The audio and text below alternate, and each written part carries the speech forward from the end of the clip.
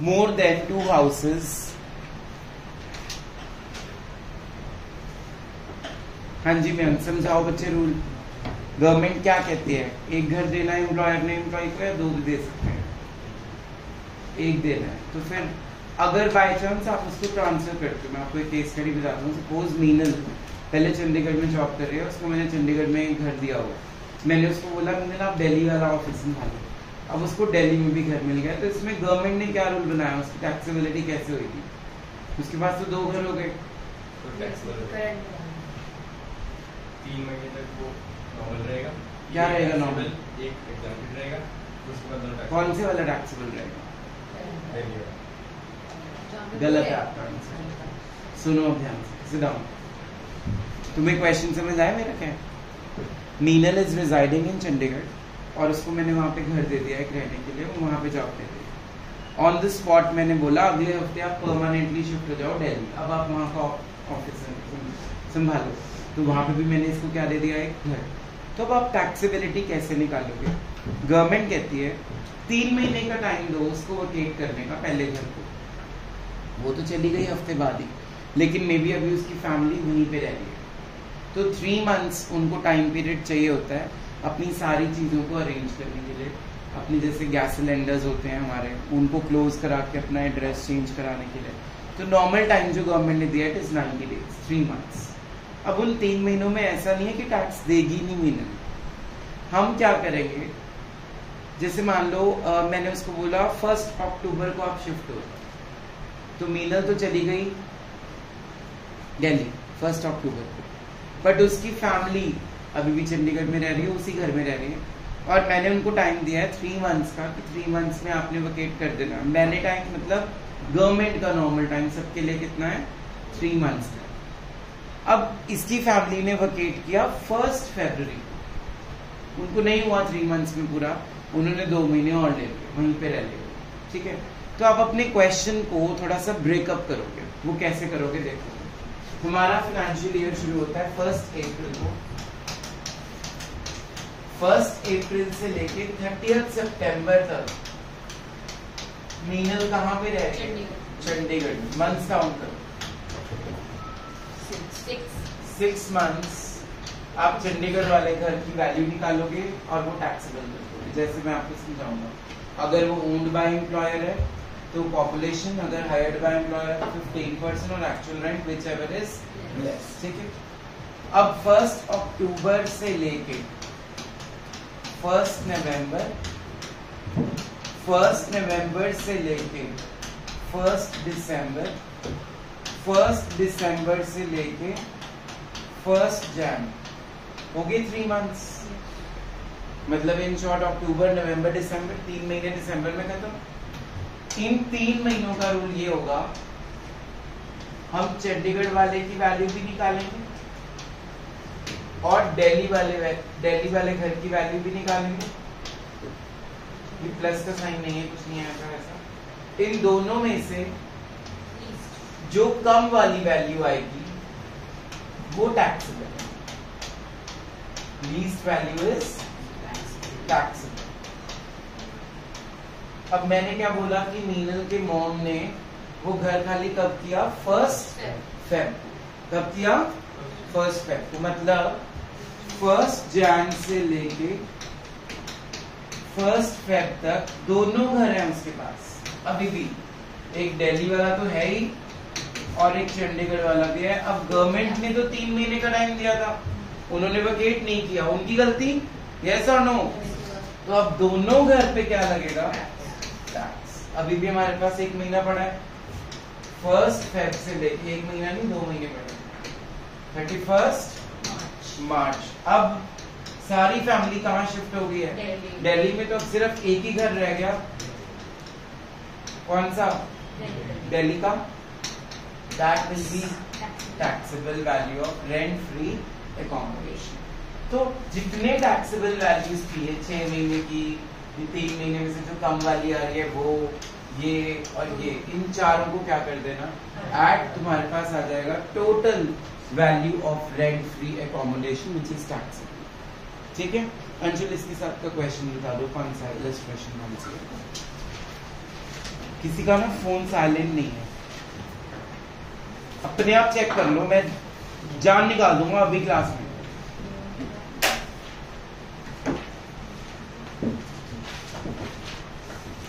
कौन सी थी वो भोपाल वाली इलस्ट्रेशन, जल्दी बता।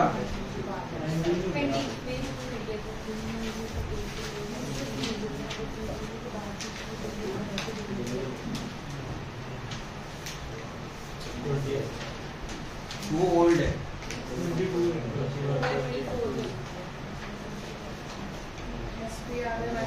Question is illustration number 23। Mister Sunil a manager of company. खोलो क्वेश्चन, सब लोग अभी डिस्कस करेंगे। करें start. Surabhi, read out the question. Mr. Sunil, a manager of a company, was working in Bhopal, population 12 lakh. He has been provided rent-free house in Bhopal, hired by company at rupees 4. Now, hired by company, what rule you are going to apply? 15% of salary or actual rent, whichever is less. अब यहाँ पे उन्होंने population भी दे दी confuse करने के लिए। तो population Bhopal वाली यूजलेस है क्वेश्चन में, क्योंकि वो घर हायर्ड पे है। तो जब हायर्ड वाला घर होगा तो पॉपुलेशन का कोई काम नहीं होता। आगे पढ़ो। At 4,500 per month. On 1 November 2021, he is transferred to Delhi, population more than 25 lakh. There he is provided with company owned rent-free. Owned rent free accommodation. Owned मतलब जो घर है वो कंपनी के खुद का है, तो यहाँ पे आप हायर्ड वाला नहीं लगाओगे रूल, यहाँ पॉपुलेशन वाला रूल लगाओगे। और पॉपुलेशन कितनी दे दी उसने? 25 लाख। तो कितना होता है? 15% ऑफ सैलरी। आगे चलो। From 1 November 2021, he stayed at Delhi, whereas his family stayed on in Bhopal till 28th Feb 2020. Count करो, नवंबर से दिसंबर, जनवरी, 3 महीने खत्म हो गए, जनवरी में हो जाएंगे खत्म। लेकिन उसकी फैमिली ने 28 फरवरी को वेकेट किया है। तो वही जैसे मैंने अभी समझाया, पहले आप इसका पोस्टमार्टम करोगे जैसे मैंने किया, क्योंकि मंथ्स फैक्टर बहुत इंपॉर्टेंट है। अगर एक भी महीना ऊपर नीचे हो गया तो सारा क्वेश्चन गलत। ठीक है, तो 3 महीने के लिए आप निकालोगे दोनों घर, भोपाल वाला, दिल्ली वाला, व्हिचएवर इज लेस। फिर उसके बाद भी वो नहीं गए वहां से, तो दोनों घरों पे क्या लगा दोगे? टैक्स। फिर उसके बाद आखिरी का जो 1 महीना बचेगा उसमें सिर्फ दिल्ली वाला घर बचता है, तो सिर्फ वो क्या हो जाएगा?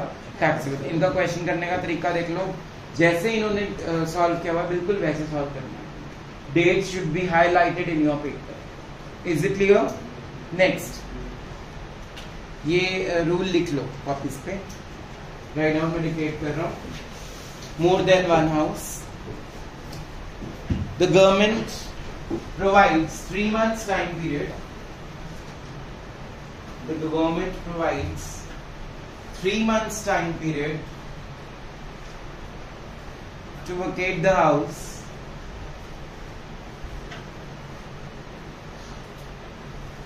and during that period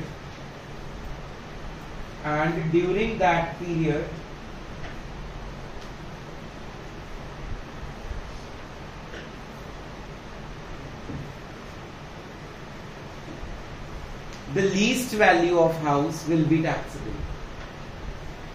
The least value of house will be taxable.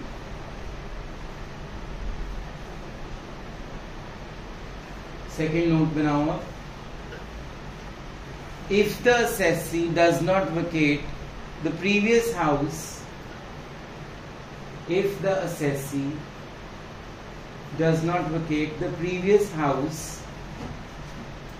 then after 3 months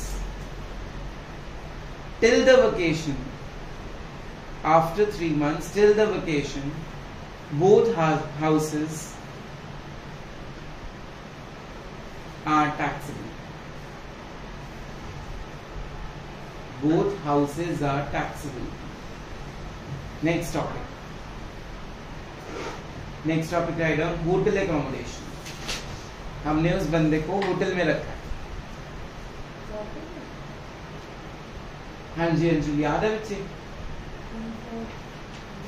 कितने दिन एग्जाम तो होता है पहले तो ये बता। कुछ दिन एग्जाम तो होते हैं फ्री में रहते हैं।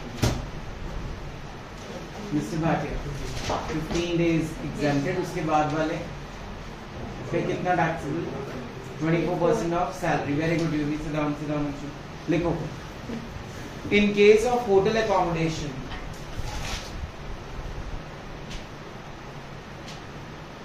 first 15 days are free. First 15 days are free. After that, it will be put to tax.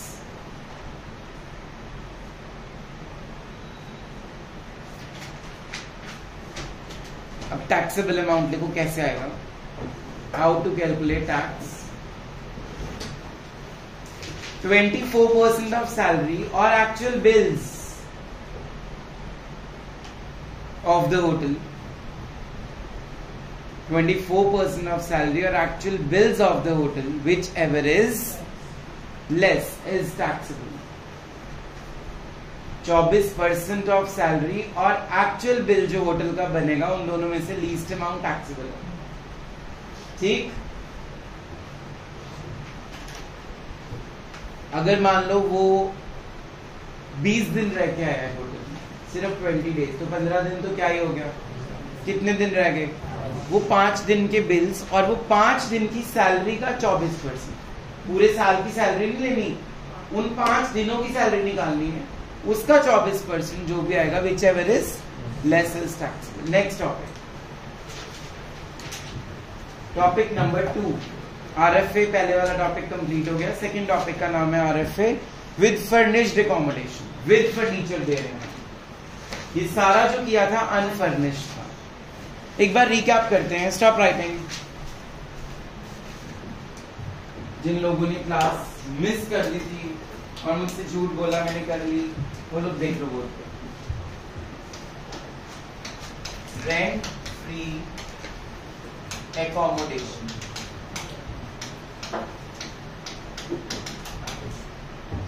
इसको हम कैटेगराइज करेंगे 2 पार्ट्स में, government employees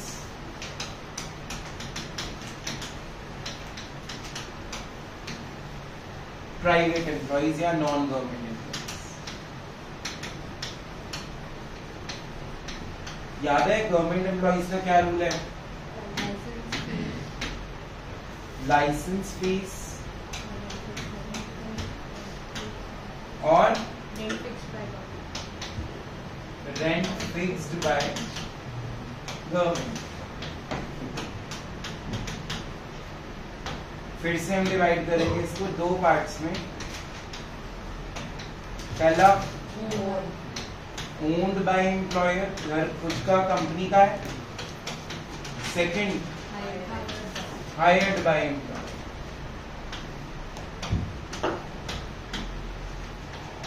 Populations less than 10 lakhs, 10 lakhs to 25 lakhs and more than 25 lakhs. कितने percent? 7.5, 10, 15. और इधर 15% और actual rent whichever is less। ठीक है, फिर आज हमने क्या पढ़ा है? अगर 2 घर होंगे तो कितने मंथ्स तक टाइम पीरियड मिलेगा वेकेट करने का? 3 मंथ्स का। अगर उसके बाद भी वो नहीं छोड़ता घर, तो दोनों घर क्या हो जाएंगे? टैक्स। क्लियर हो गया? ये रूल याद हो गया, सबसे इंपॉर्टेंट रूल है इसका। उसके बाद हमने पढ़ा होटल अकोमोडेशन। होटल में क्या रूल था? 15 दिन तक कोई उसको टैक्सेबिलिटी नहीं लगेगी। अगर वो 15 दिन से ज्यादा रह रहा है, जितने भी दिन होंगे वो टैक्सेबल हो जाएंगे। उसका रूल है 24% ऑफ सैलरी और एक्चुअल रेंट और actual bills which ever is less. ये क्या था? Unfurnished, without furniture. अब हम करने लगे हैं टॉपिक नंबर 2, आरएफए पार्ट 2। लिखो कॉपीज में, विद फर्निश्ड अकोमोडेशन।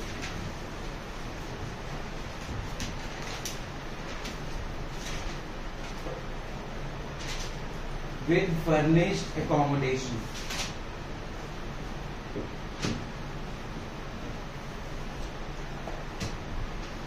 लिखो जी। Step 1, calculate the value of RFA unfurnished. Calculate the value of RFA unfurnished.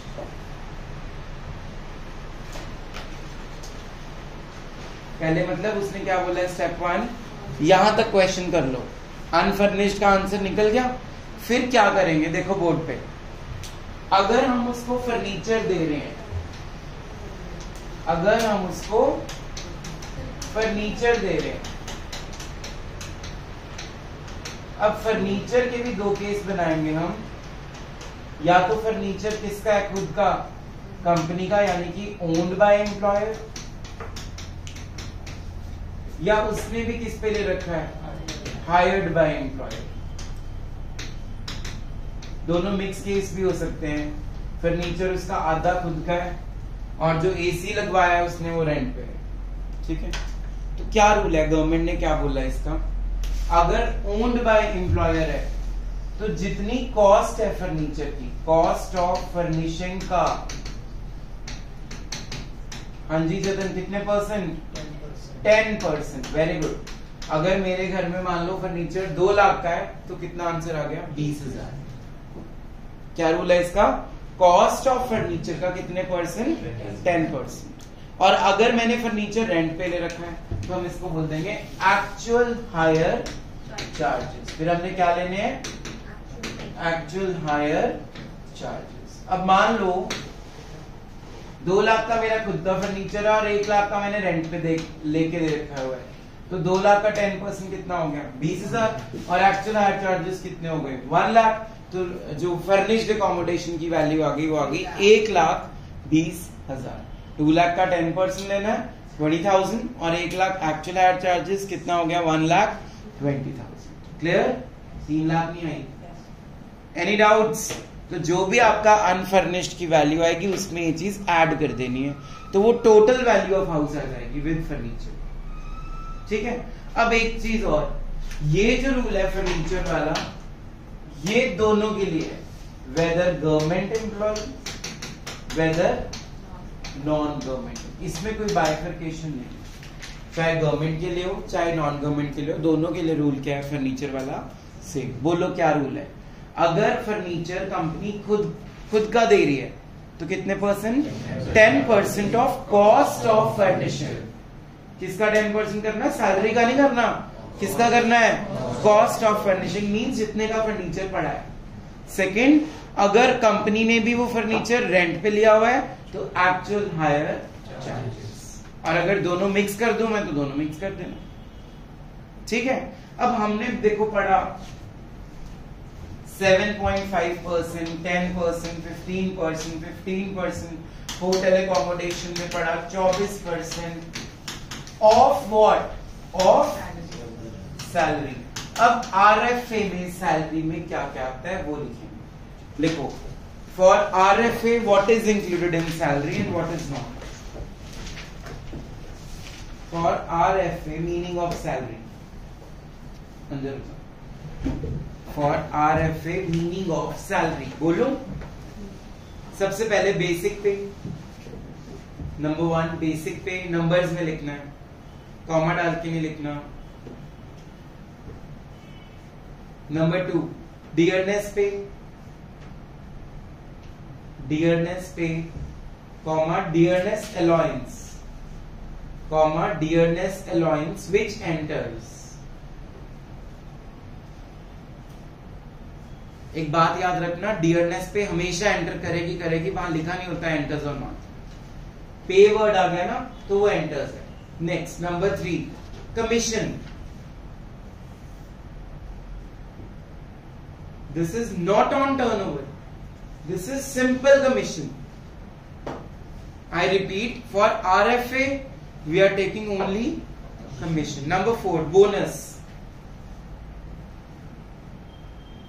Number 5 fees. Number 6 all taxable allowances. All taxable allowances.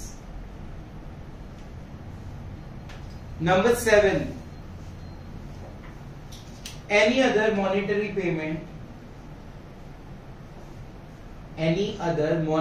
payment by whatever name called, any other monetary payment by whatever name called, bracket में लिखो should be chargeable to tax. Exempted payments नहीं लेनी, कौन सी लेनी है? Taxable payments. Should be chargeable to tax, जिस पे टैक्स लगता हो वो चीजें लेनी है. नेक्स्ट नंबर 8 ही बनेगा ना. लीव एनकैशमेंट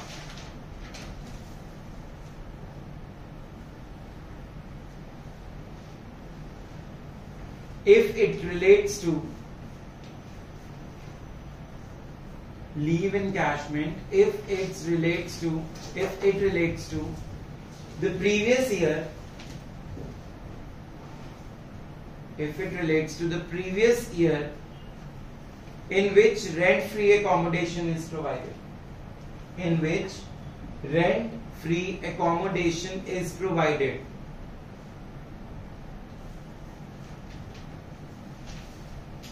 अब एक एक चीज डिस्कस करने लगा हूं. 8 चीजें. पहली क्या है देखो, बेसिक पे, बेसिक वेजेस, बेसिक सैलरी, तीनों वर्ड्स का मतलब सेम है. सेकंड क्या है? डियरनेस पे. डियरनेस पे चाहे लिखा हो एंटर्स नॉट एंटर्स, वो हमेशा क्या माननी है, लेकिन अगर मेंशन कर दे डज नॉट एंटर फिर मत मान लेना उसको. इसके साथ ही क्या है? Dearness allowance which enters. Third मैंने बता दिया क्या था, this is not on turnover. Rest of the topics में अभी तक क्या पढ़ रहे थे हम?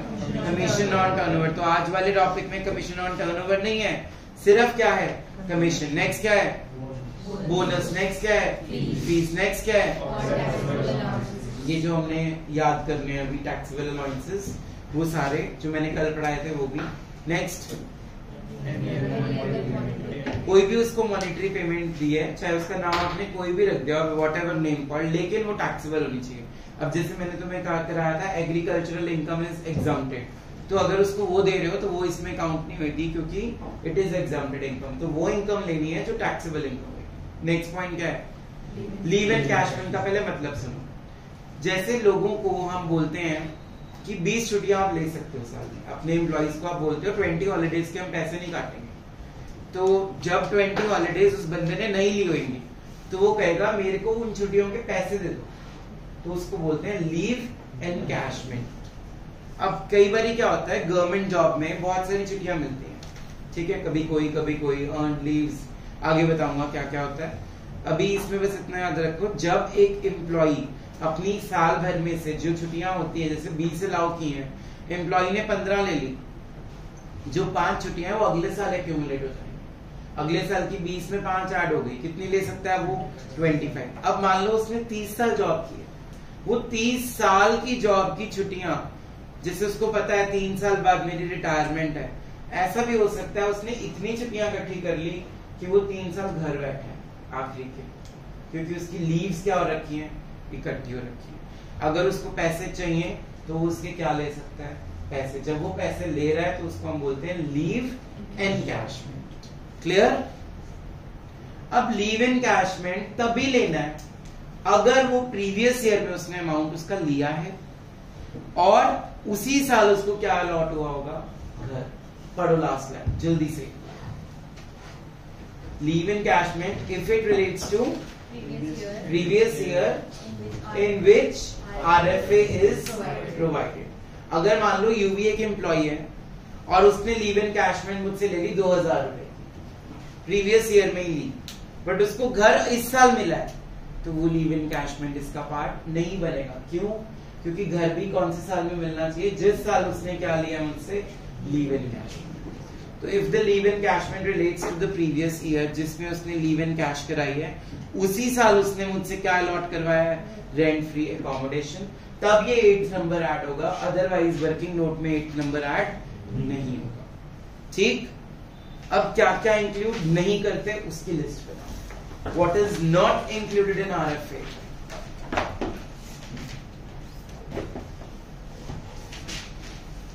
नंबर 1,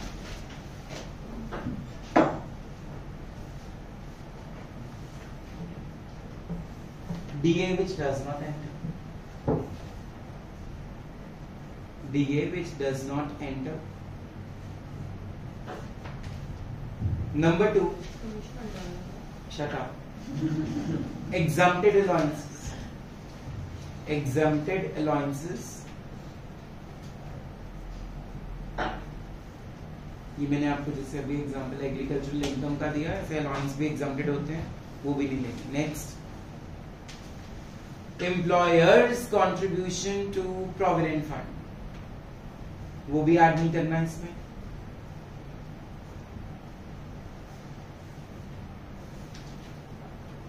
सेक्शन 17 सबसेक्शन 2 के पर्क्स ऐड नहीं होंगे. सेक्शन 17 सबसेक्शन 2 के पर्क्स के original spelling perquisites. Next, leave encashment if it relates to earlier previous years. Leave encashment if it relates to earlier previous years. इसका मतलब सुनो, 2021 में मीनल को मैंने घर दिया रहने के लिए, उसने लीव एनकैशमेंट भी कराई है 2021 में, लेकिन 2019 की करवाई है. 2019 में जो उसकी लीव्स रह गई थी उसके पैसे उसने कब लिए मुझसे? 2021 में. This is not the part of R because it does not relate to current previous year, it relates to earlier previous years. Next point, income tax of employee if paid by employer. Income tax of employee if paid by employer.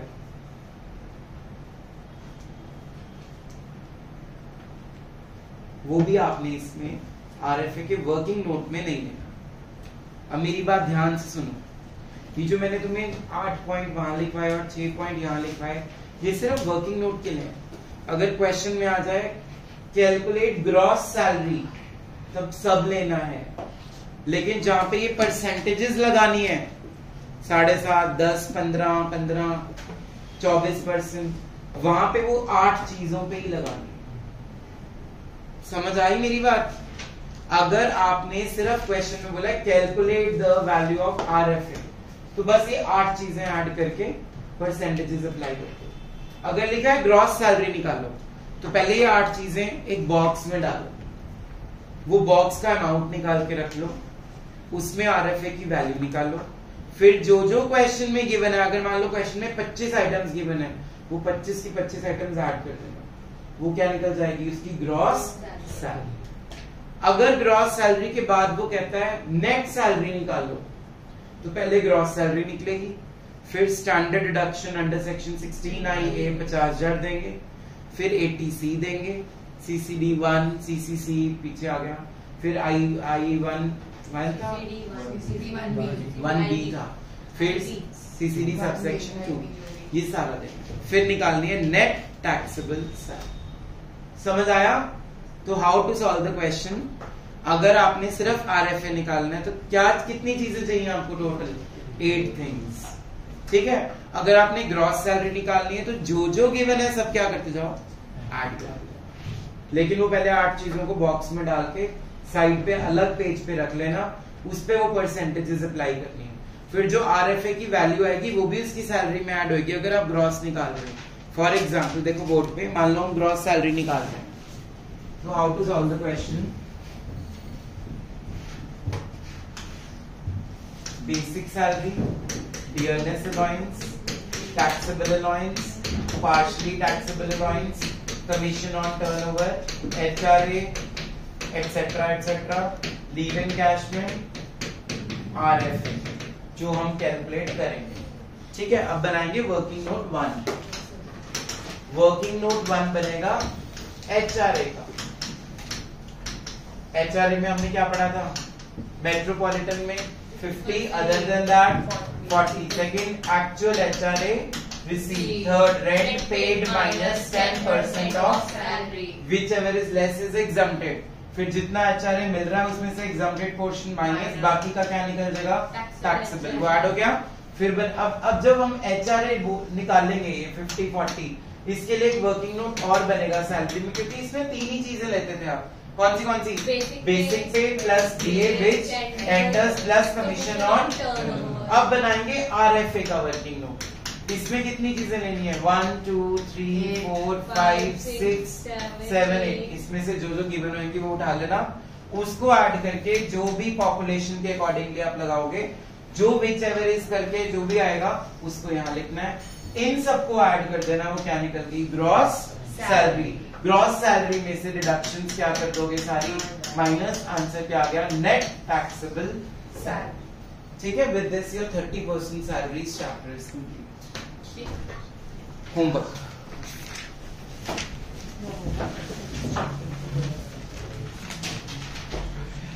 Tomorrow is Saturday, कल Thursday था।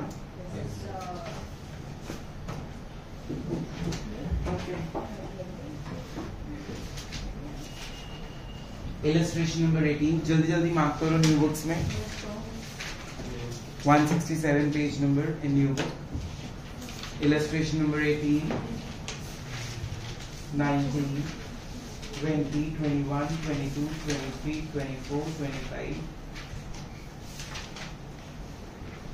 Back question 10 से 14. Enjoy your weekend, guys.